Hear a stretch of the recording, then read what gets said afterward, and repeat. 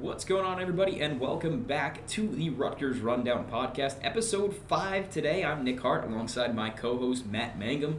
And Matt, we got a lot to talk about once again. We got Rutgers men's and women's basketball, we got baseball and softball to touch on, and we're going to talk about the home opener for Rutgers baseball coming up in just a few days. But Matt, the big story out of the weekend is Rutgers basketball, men's basketball that is, may have saved their season with a win against USC. It was finally the performance that I think we were all expecting this team could put together. And not to mention, Rutgers got a very nice surprise coming into that game. Emmanuel Agbole played some minutes despite, saying that he was going to be out for the entire season. So good to have him back and a nice win overall. Yeah, you mentioned it. A great win for Rutgers. 95-85. Those 95 points are the most ever scored in regulation in a Big Ten game for Rutgers. So, the offense was firing on all cylinders. Just a really great night. And, of course, Dylan Harper leading the scoring with 25 points. But, real team effort. Ace Bailey chipped in. Somerville chipped in. Jermichael Davis chipped in. And Tyson Acuff all had, double-digit performances. And I got to say, one thing that really surprised me in this game, which just really impressed me, was Rutgers at the free throw line. 26 for 28. I asked Coach Peichel about it after the game because, typically we know Rutgers is not a good free throw shooting team. The fact that they made 26 of the 28 free throws is really impressive. But, yeah, USC, a program it's a very new look program this season. First-year head coach Eric Musselman, they returned basically no starters from last year, just full of transfers, but still a decent team. And I gotta say, the scoreline, a 10-point win. USC definitely hung close in that game. Desmond Claw with 30 points, a really, really great player. So, it wasn't an easy win for Rutgers, but the second half, Rutgers really was able to pull away after a close back and forth first half. I think there was 7 or 8 lead changes, with being tied and everything. But yeah, the second half, Rutgers really took control, and the offense was just really encouraging last night. Yeah, and Rutgers defensively, we'll talk about that. They did not have a great game. Gave them 85 points. Wesley Yates III and Desmond Cloud combined for 53 of their team's 85 points, but luckily for Rutgers, nobody else could really get things going for Southern California. Yeah. Thank you. But for Rutgers, yes, it's a great win. Again, I feel like it's kind of been the whole thing with this season is it's concerning to see how many points they give up because Rutgers is not going out and scoring 95 points every single time they're out there. You brought it to my attention, Matt. The most points scored in a conference game in the Big Ten for Rutgers. So If that's what it's going to take to win, you're going to have to keep putting up numbers like that. Rutgers improves to 14-14 overall and 7-10 in the Big Ten. And, I'd like to think that now Rutgers is in a much better spot to get to the tournament as far as the conference tournament goes. And it's a shame still that, barring a miracle, Rutgers will not be in the March Madness tournament because when Dylan and Ace are playing at their best, this team as a whole has some exciting players. We talked about, some of the other guys outside of, obviously, the two of them, like Bryce Dortch, perfect from the field, career high, 9 points. Yeah, great stuff from him. Game. Jermichael Davis with 13, Tyson Acuff with 10. But when Dylan Harper and Ace Bailey are playing at their best, I don't know that there's a more exciting duo to watch in college basketball. You see Ace with the lobs and the dunks and all that. You see Dylan is just all over the court. They bring so much to the table. Outside of scoring, Dylan Harper in 34 minutes obviously had 25 points, but 9 assists, 6 steals, and it's just he's all over the court. He's great to watch, and it's almost a disservice to Rutgers fans that these two weren't healthy together for the entire season.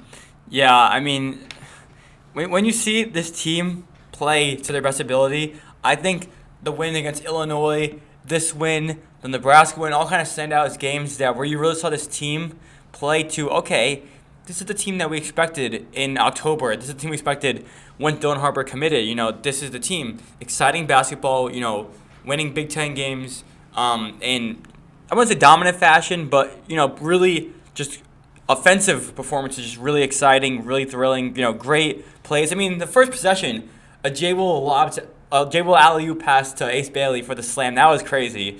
But yeah, you see what it could be I mean, it all falls back to the injuries to Harper and Bailey and the illness, and then not building around them properly. But you're basically all but shortly in the Big Ten tournament, and who knows? Maybe you could salvage your season a little bit with a little bit of a run. I mean, nothing's gonna repay or make up for what it could have been with Harper and Bailey. But this win really just kind of made the Rutgers fans happy for now. But in the long run, in the big picture, there's still a disappointment season. Well, it was also nice to see Jersey Mike's Arena be Jersey Mike's Arena again. Yeah. We've talked about it a couple times of just the nervous energy that's been around that arena for pretty much the entire season. It used to be a place that was an impenetrable fortress for Rutgers, and it's kind of turned into something where, at least this season, where fans don't know how to react to the way that their team is playing. But a nice win, but the problem for Rutgers is it doesn't get easier. The next game at Michigan, the number 15 ranked team in the country, and then you finish your away schedule March 4th at Purdue. And again, two difficult games. Obviously, tough that they're both going to be away, but I can't even say that if Rutgers plays the way they did against USC, they'll win those games, because I don't think they will.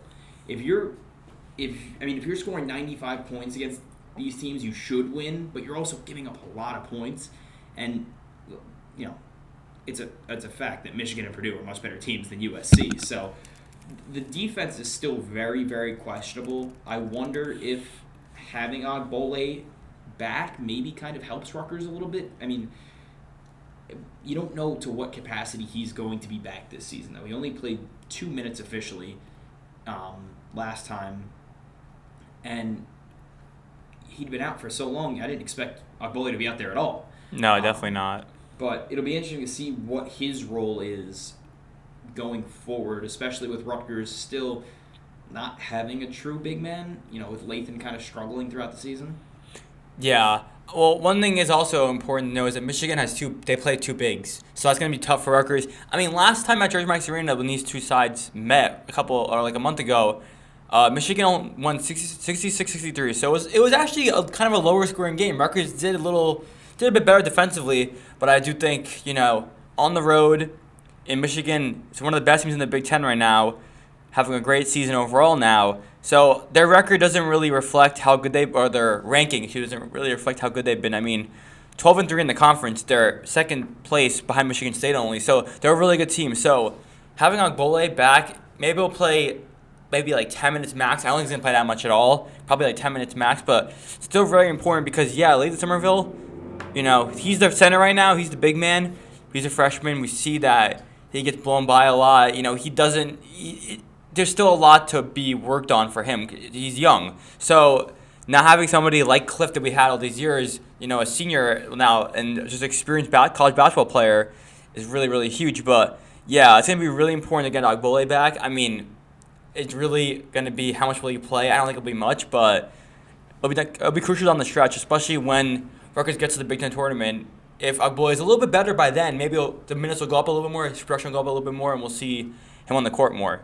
Yeah, and obviously, we'll go back to Dylan Harper for a second, was named the Naismith Trophy Player of the Week.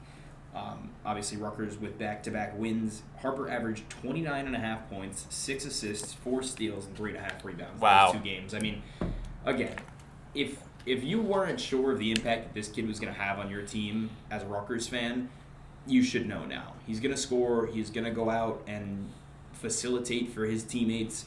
I think most impressively is just his ability to create offense, no matter if it's with or without the ball in his hands. He's been an exceptional player, and again, it's a shame that Rutgers hasn't been able to see both of those players, Ace Bailey and Dylan Harper, healthy for the entire season. Because, granted, do I think it'll be a totally different season if they're both healthy? No. I think Rutgers still has a lot of the struggles that they do, but to be able to watch as many games as possible with those two healthy, as a fan, that's no matter how good or bad your team's doing, it's a joy to be able to watch those two play. I mean, Harper in his 1 year here has already cemented himself as a Rutgers legend. Just awesome player. Stats prove it. He had the game-winning three-pointer against Seton Hall earlier on in the season. He had the triple-double against Columbia, so he's in the Rutgers record books. I mean, he's an exceptional talent, and you just wish that college basketball was not such a one-and-done type sport. You know, you wish it was like football where you have to play 3 years of to go to the next level, because I could only imagine what these two are going to do next season and the season after that, which I think has become all but a foregone conclusion that Dylan and Ace will be going to the NBA draft for the next season. They're not coming back to the Banks. No, I mean, I don't think it does. It doesn't even matter where Rutgers, how they finish the season off. Ace Bailey and Dylan Harper have been remarkable this season. They've gone through their struggles, you could say, with injuries and illnesses at times, kind of having worse games. But come on, when they're healthy, man, nothing stops them. Dylan Harper could just drive to the rim, get fouled, get through contact, get these layups. Ace Bailey could pull up from anywhere, hands in his face, crazy fadeaway shot, turn around, whatever have you. They're so talented, and when you watch that, you see them play the way they play, you really wonder, how the heck is this team, Rutgers I'm speaking of, how the heck is this team not higher up than they already are? How are they 14-14? I mean, that's the age-old question, but two of the best players I think that'll ever come through Rutgers, and I don't think that's too crazy to say, even with a disappointing season. I mean, it's you look at Ace Bailey, right, and he's a tall guy, he's got the shooting ability, he's got the athleticism, but his shot-making ability is, I think, what makes him so special. Not just saying his ability to make baskets. I'm saying his ability to get himself open to the point where he can put up a jump shot. Whether that's a fadeaway on the baseline or just pulling up over two defenders. He has a very NBA-esque build. I know people have kind of compared him to Kevin Durant. And I'm usually not the biggest fan of that, but when you watch him play, it's very much similar to that. Where the shot-making ability is there, he's able to drive and score, and some people might even give him some comparisons, either him or Dylan, to Tracy McGrady, who was actually at Jersey Mike's Arena last night, and he was treated to a pretty solid game. Saw Rutgers at its best, and I think that's what's the coolest thing is Rutgers has gotten so much exposure over this past season, whether it's celebrities at games or just coverage in general, because of how good these guys are. Yeah, there's been so much guys there. I can't even, I kind of lost count. I'm trying to remember who, but I remember LeBron talked about Dylan Harper and Ace Bailey. KD, just so many different people were talking about Dylan Harper and Ace Bailey, and it's pretty cool. Like, as a Rutgers student, to see like these guys talking about the Rutgers players that we cover, we've talked to before. So it's pretty cool. How often is LeBron going to talk about a Rutgers guard? Like, let's be honest here. Like, come on. That's what I'm saying. Like, and it's pretty sick. And some of the, not even just the best players in the NBA, but some of the best players probably in NBA history are talking about these guys. I mean, obviously you heard LeBron talking about Dylan a couple weeks ago, and then a couple months ago, Kevin Durant talking about Ace Bailey. I mean, those guys are probably go down as two of the best basketball players in this generation of players. And to have that kind of praise and attention from those guys, it's got to be so cool coming from the perspective of Ace and Dylan. I mean, you guys are 18, 19-year-old kids, and you have basically, I'm sure, some of your heroes and idols saying how good of a player you are. Yeah. That's got to be awesome. Yeah, no. I mean, I'm not, like, obviously the biggest basketball fan in the world, but, like, just to see people that I've heard about, like, I know about the greats talking about these guys is huge. And this goes back to the fact of Harper and Bailey to Rutgers. How much attention will this bring Rutgers University? Not just the basketball program, but the school, the college as a whole. If Rutgers this season has been put on a higher pedestal, because most of the time when you think about the Big Ten teams, you're not thinking about Rutgers, you're thinking about Penn State, Ohio State, Michigan, those programs. Now with these two guys, Dylan Harper and Ace Bailey, you think, Rutgers, they're pretty serious this season. Of course, they didn't pan out to be the biggest contenders in the conference, but the school got put on a map this year, and we hope that this, season kind of makes other guys want to come to Rutgers. Unfortunately, the results don't really show that it worked out well, but that was something that we were always talking about was, this is good for right now with Harper and Bailey at Rutgers, but maybe this will open the door for other guys like them to come in the future. We'll see what happens, but, it felt like it was more than just, Rutgers will make March Madness and have a good season. The program will be, kind of the trajectory will change for the program. Well, from one 5-star to another, we'll move over to women's basketball where, Matt, it's been a bad season. There's no other way around it. It has not been a pretty season for the Rutgers women's basketball team, and especially in part to the fact that over the past 4 games, Rutgers has been without its best player, Kiyomi McMiller, who was originally announced to have been injured. Not feeling 100% is what I believe Coach Coakley's Washington said. But now you haven't had it for the last 4 games. You're teetering right now on the edge of not making the Big Ten tournament, and you have 1 game to hope that you do. If she's not going to come back now, does she put on a Rutgers jersey for the rest of the season, or do you think that Rutgers is going to have to play without her for at least 1 more game and possibly the Big Ten tournament? If I was a betting man, which I'm not, I would say that's it for McMiller. That's it. It certainly looks that way, at least for this season. It's interesting because she's had so many great performances with Rutgers. You look at the Penn State game, you look at some of these other performances, and just maybe Nebraska, yeah. You look at these games, and you're like, man, she really makes a difference on the offense. And that's exactly what Rutgers is missing right now. They're missing that explosiveness offensively. Give credit where credit is due. Destiny Adams has been an outstanding player all season, but one player can only do so much. And with Kiyomi out there, it made it a lot easier for Rutgers to feed the ball to some other players like Destiny Adams or JoJo Lacey or Maya Petticord, because there was 2 defenders coming up to guard Kiyomi. And now you don't have that, and you see 2 defenders either on Destiny or you see, just one-on-one defending all around, and Rutgers' offense has really struggled.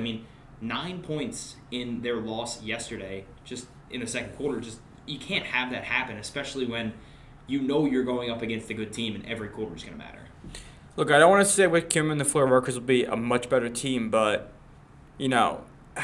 they really – it's just been Adams all season long. Well, it was Adams and Destiny earlier, but the games where it hasn't been McMiller, it's only been Adams. You had JoJo Lacey chip in occasionally, but the problem is this team just lacks scores. It's Maya Petticord, Lisa Thompson, Zakara Perkins. They'll have 10-point games and they'll have 2-point games. It's so day and night. It's so inconsistent. Besides Destiny Adams, McMiller, and I'd say JoJo Lacey's the third scorer. The rest of the team is just extremely inconsistent. You never know who's going to show up when, and that's a problem. At least with McMiller on the floor, if you had Adams and McMiller going off, and then Lacey getting in another maybe 10, 12 points, that's very beneficial, and the Rutgers had chances to win those games. I'm thinking back to the Nebraska game. They received votes Nebraska. Rutgers lost by 7, but it was a game where McMiller chipped in, Adams chipped in. That's what you need. Now, when you look at these games against Oregon, Rutgers put up 58 points. Washington, they put up 65. Northwestern, one of the worst teams in the Big Ten. Rutgers lost by 10 that game. Iowa, Rutgers put up 43 points. This isn't the Iowa with Caitlin Clark that we all knew and loved. It's just still not a bad team. No, I know. That was a winnable game for Rutgers. Exactly. Iowa's still not a bad team, but if Rutgers had McMiller, they actually could have won that game. I don't want to make excuses without that, but I'm saying when McMiller on the floor, it does feel like Rutgers has a chance, and at least to be more competitive in most of these games. Well, I think especially that Iowa game you talk about, and I think that was a big testament to kind of what the story of this Rutgers season was, because 2 of the 4 quarters they played, they scored single-digit points. They scored 8 in the second, and 6 in the fourth quarter. 6 is 6 abysmal. 6 points in 10 minutes of play. Now, granted, on the other end, Iowa only scored 9, but in the quarter that you scored 8, Iowa scored 18. So right there, you have a 10-point disadvantage in scoring. that's ultimately what lost you the game. You only lost by 12 points, and that was another game where Rutgers didn't have any help. There was only one player in double digits. It was JoJo Lacey. Destiny Adams had a tough game, 3 of 15 from the field, 9 points. And then you see Maya Petticord with 6, Sakara Perkins with 6, Awa Sidibe with 4, Lisa Thompson with 4. Like, that's not a box score of a winning team. I mean, it's not. And you look at the Oregon game last night, and yeah, great. You had 4 players in double digits. You had Maya Petticord with 10, you had China Cornwell with 10, JoJo Lacey with 10, and Destiny Adams with 20. Great, right?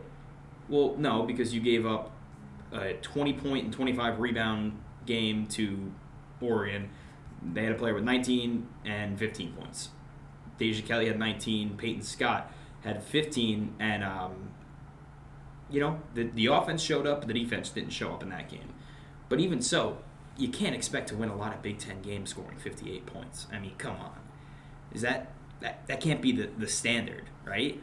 No, definitely not. I think this team, the men's team is more of a defensive issue. The women's team is more of an offensive issue. So, in the offseason, they just gotta get scorers in the portal. JoJo Lacey was a good example of that. More players like her, because I don't know. It's just the team isn't cutting it. Lisa Thompson's not a scorer. Sakara Perkins is not a scorer. Maya Petticord has her moments. Maya Money Petticord has her moments, yeah. But players like Lisa Thompson, she's fallen off she's fallen off this season. I mean, granted, dealing with a little bit of an injury going back to earlier on in the season, but she's been a non-factor. China Cornwell even, she's had her moments, but still no consistent effectiveness from her, it seems like. And if you're Rutgers and you're this women's team, you're losing a lot of players this year. You have a lot to make up for in the transfer portal, and I'm pretty sure Rutgers only has one player signed to the next recruiting class. So you have a lot to make up in a little bit of time. So you look at it now. You lose one of your best scorers and defenders in Destiny Adams. She graduates. You lose Awa Sidibe. She graduates. You lose JoJo Lacey. She graduates. You lose China Cornwell. She graduates. So these have been the cornerstones of your program now for quite some time, and you're not left with a whole bunch. I mean, listen, credit to the players that are still on the team, but you have at least, this is barring any transfer portal, anyone transferring. I would say. So a little disclaimer, but so next year you bring back Lisa Thompson, Maya Petticord, Antonia Bates coming off of an injury, Deja Young, who's a walk-on, Sakara Perkins, Kiyomi McMiller, Kennedy Brent, who's a walk-on, and Janae Walker. You have, 8 players coming back next year, meaning you're running with a 3-person bench, 4-person bench. And 2 of them are walk-ons. And 2 of them are walk-ons. So basically 6 players. So 1 bench player, basically. Yeah. 1 bench piece. I mean, and then plus the recruit.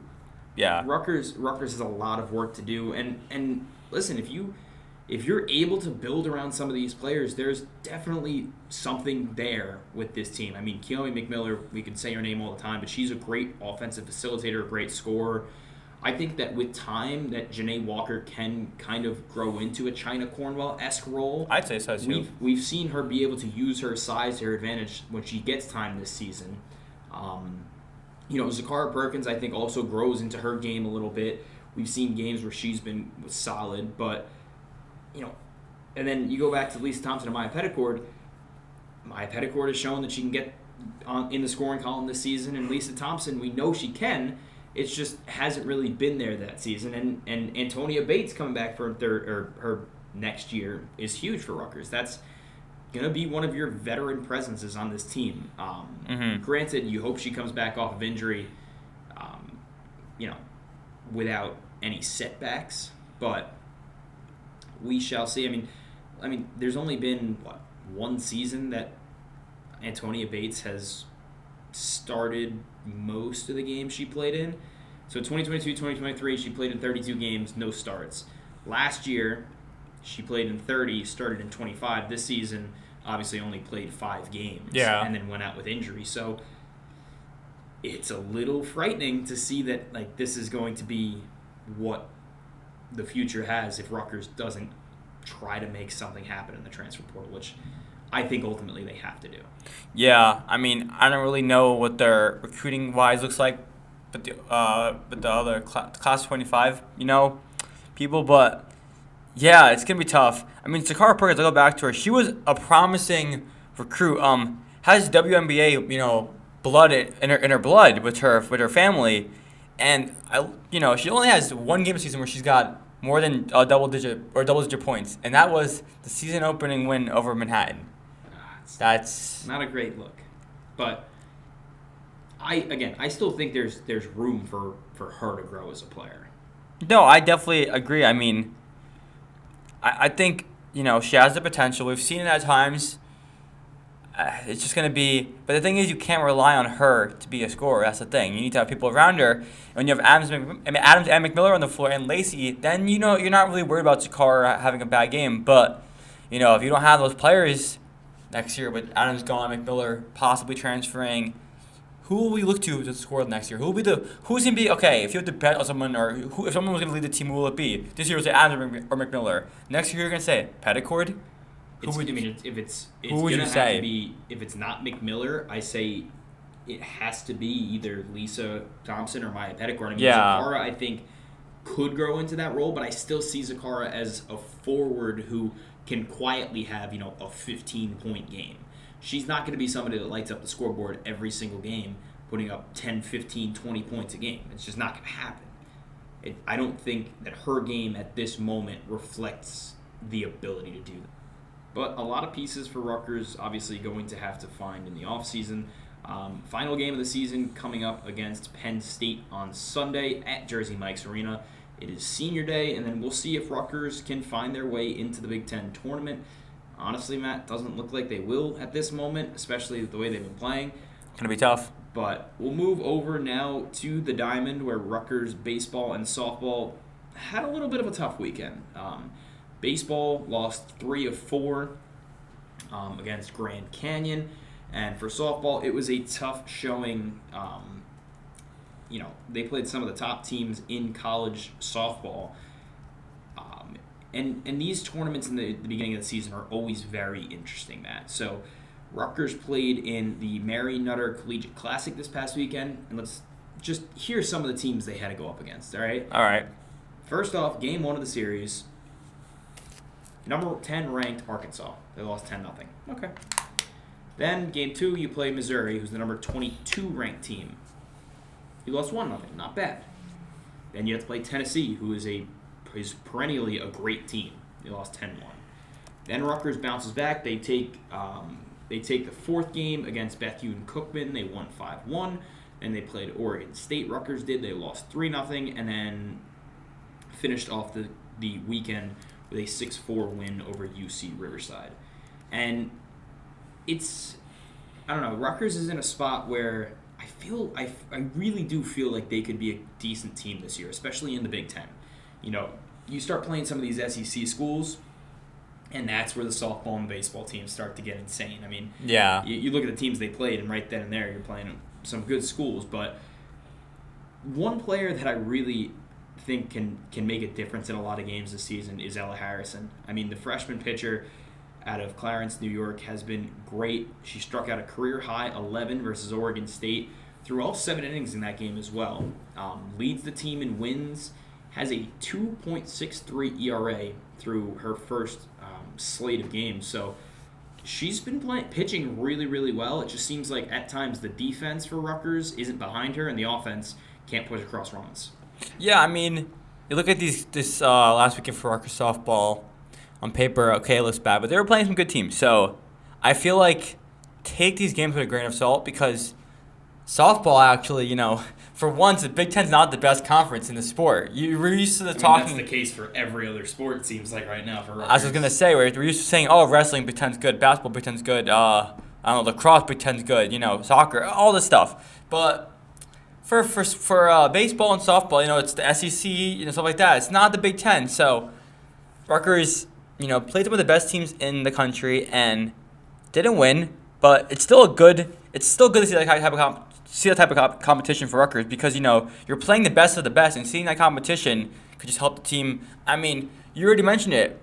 Ella Harrison, a freshman. This team is very, very young. They returned some older players like Jill Anderson, the redshirt senior, and L.A. Matthews, the grad student. So there are some veteran, players on the team who are still leading, like Jill Anderson leading with a 372 batting average. But there's a lot of young players, and they're coming off a really good season in the program where they had 30 wins overall, 14 in the Big Ten. So a good season for the program. It's kind of like a stepping stone season, but now it's a much younger team, and we're going to have to see how they pan out.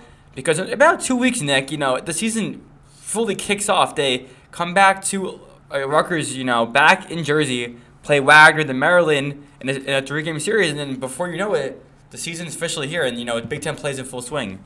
Yeah, and again, I think the big thing to look at is going to be the defense and the offense for Rutgers. And I know that sounds kind of stupid, but I think it's about having both of them show up in the same game. I mean, listen, you held the number 22 team in the country to 1 run, and you couldn't push across a run to win. Because you look at some of the box scores for Ella Harrison, right? And you see that she's given up 31 runs on the season, right? Only 20 of those runs have been earned runs.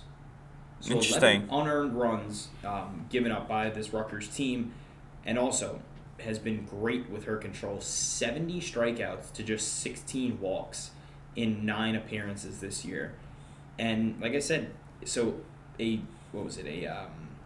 2.63 earned run average, which is great, and opponents are only hitting 259 against her. So a pretty solid start to the year. I think Rutgers can really build off of Harrison, and it's a little different than baseball. I shouldn't say a little. It's a lot different than baseball. If you have 1 or 2 dominant pitchers, that can get you through a season because as you've seen, they're going to pitch multiple games in a series. Not like baseball where a pitcher goes out, he throws say 90 pitches, and then he can't pitch for the next 5 days. So it's a lot different in that sense. Yeah, I mean, the softball program's been just improving over the past couple of years, and we'll see what happens this season. It's going to be interesting, but we can move over to Rutgers baseball a little bit, Nick. Your forte, yes, your favorite sport. Definitely is. Big baseball fan. You know what it is about baseball, Matt? It's not just the sport. I love the sport of baseball, but it's the time of year when baseball is. You had a day like today where it's beautiful, like 50 degrees outside, nice breeze going, like it just feels like spring, And that's what I think of when I think of baseball. But also grew up playing the sport, so I'm a little biased. But yep. Rutgers playing Grand Canyon University. Didn't realize they were the Antelopes. Very interesting team. I didn't know that either. It's I read our Targum article. Yeah, but a tough stretch for Rutgers. They lost game 1 7-6, game 2 10-3. Game 3, 13-8, and then all of a sudden the offense came out of nowhere. Rutgers won 18-7 in Game 4. So it's a tough start for Rutgers baseball, man. I'm not going to lie. You definitely thought that playing Kennesaw State and Grand Canyon that this team would have had a better record coming into their home opener tomorrow. But 3-4, and you almost got swept. Not the best look. Yeah, that score against Grand Canyon reminds me of last year when Rutgers baseball beat Delaware. I think it was 27-13. I remember because football score. I remember our former head sports editor, Josh Myers. Yeah, so I remember we were talking about score baseball. He was like, I think he literally said like in an article a football score or whatever. But yeah, I mean, this team's also kind of in a weird spot. I mean, Nick, you know this team better than I do.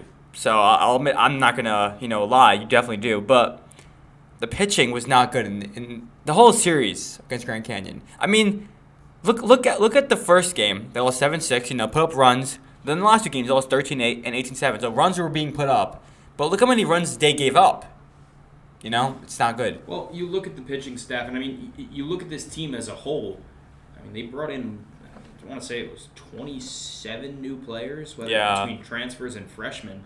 And the pitching staff is no different.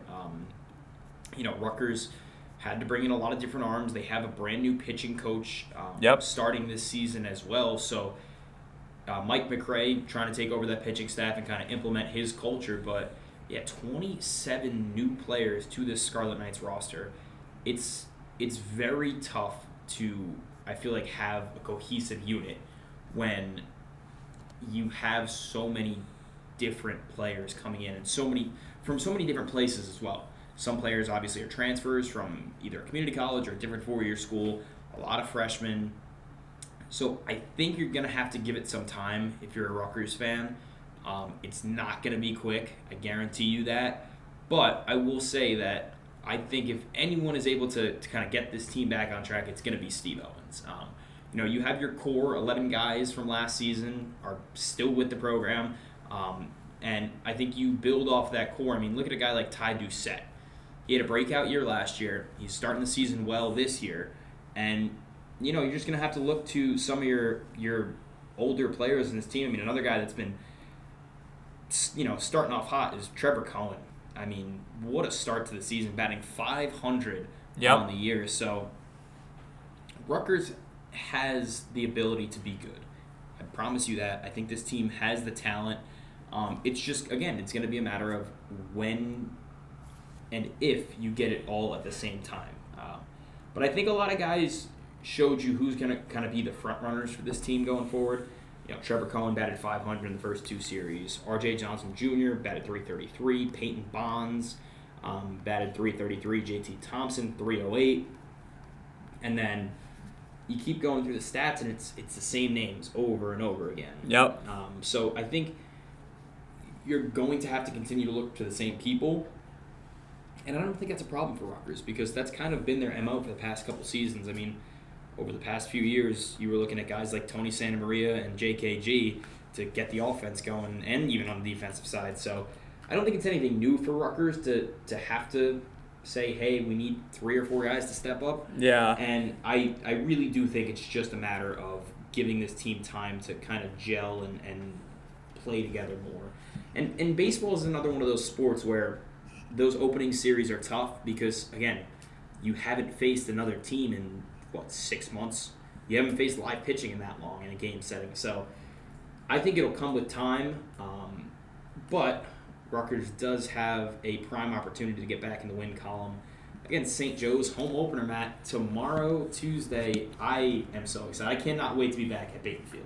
I'm glad to hear that, Nick. Yeah, it should be good. You bring up a good point with the summer for baseball. Don't get mad. I'm gonna bring it to soccer for a second. Fine. Don't worry, listeners.